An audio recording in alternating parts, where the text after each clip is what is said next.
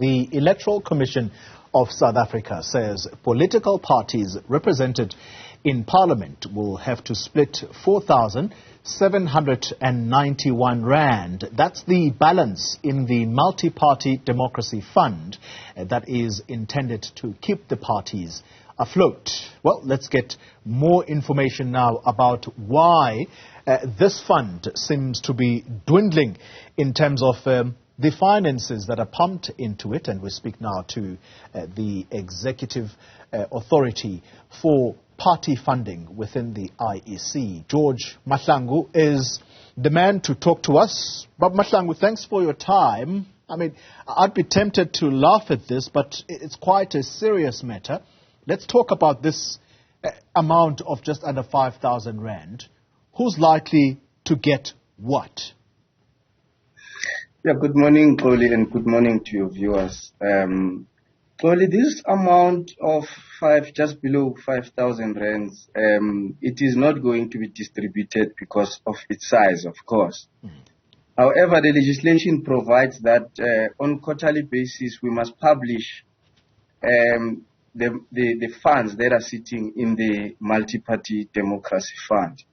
And maybe just to explain what is this MultiParty Democracy Fund is. This is a new fund. This has been set up as a result of the promulgation of the Political Party Funding Act. Now, this fund is meant to fund represented political parties from the contributions that are sourced from private contributors. Now, it depends on how much is sitting on that account. Now, the Commission took a decision that this amount, as small as it is, we can't be in a position to distribute it because it is going to be more than the bank charges itself. But in terms of the legislation, we must publish what is sitting in the MultiParty Democracy Fund on quarterly basis. And normally, if there was sufficient money, how do political parties use this money? What are they allowed to do with it? What are they not allowed to do with it? Yeah, Section 7 of the Act provides for what this money can be used for. Some of the things that it can be used for is the political will, of the people. It can be used for the advancement, of the politics, in the country. It can be used for legal fees for intra-party, squabbles. It can be used for setting up businesses. It can only be used to run the affairs of the political party on day-to-day basis. That is why the political parties have to appoint professional auditors. Professional auditors have to look at what Section 7 provides for on the basis of the do's and don'ts. All right.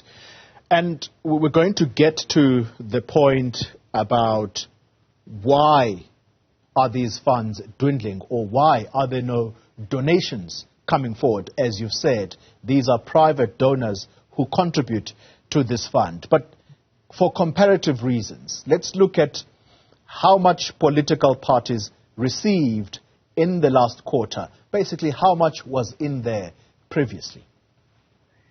The highest amount that we've received, and that's the only highest amount we received, it was 5 million rands, which came from Vodacom.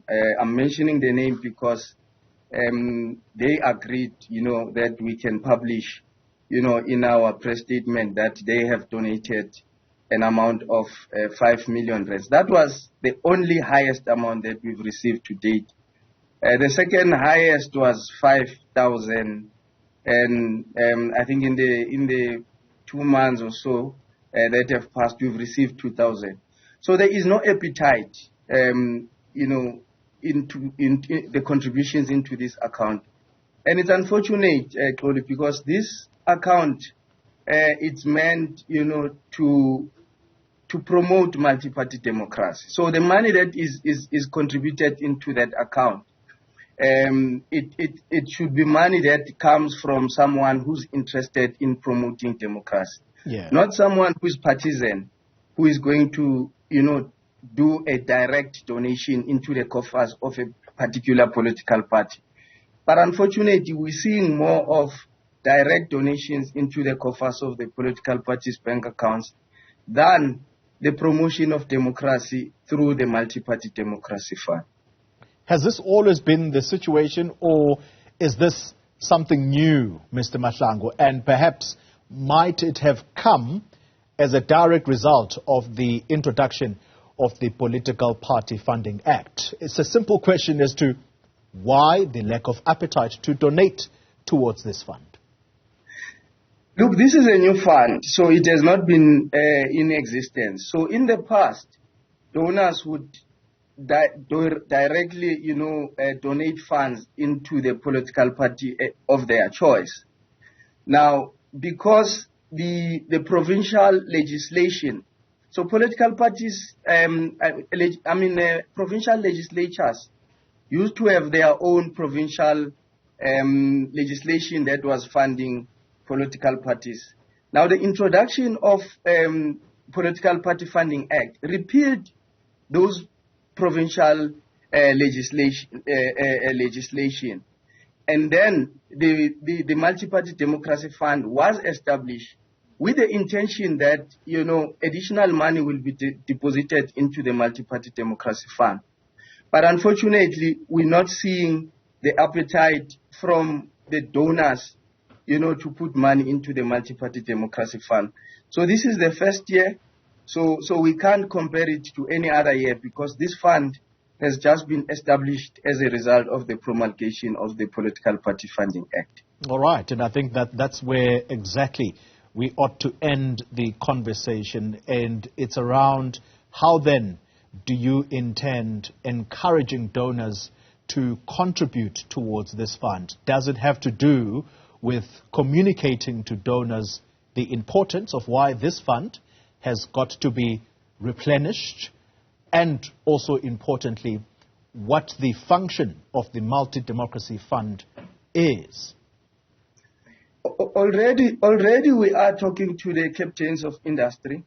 Although we've got a challenge from some political parties that are not having seats, unrepresented political parties are complaining that we're raising money on behalf of represented political parties. But we can't go and talk about the act and single out the promotion of Multi-Party Democracy Fund. So there is, some discomfort, from one or two political parties that, wrote directly to us to say the act is silent about us promoting Multi-Party Democracy Fund. But we are of the opinion that as the implementers of this legislation, it is upon us at the same time to promote the act. But included in the act, there's Multi-Party Democracy Fund. So we can't single that one out. All right. That's the IEC Chief Executive for Party Funding, George Mahlangu.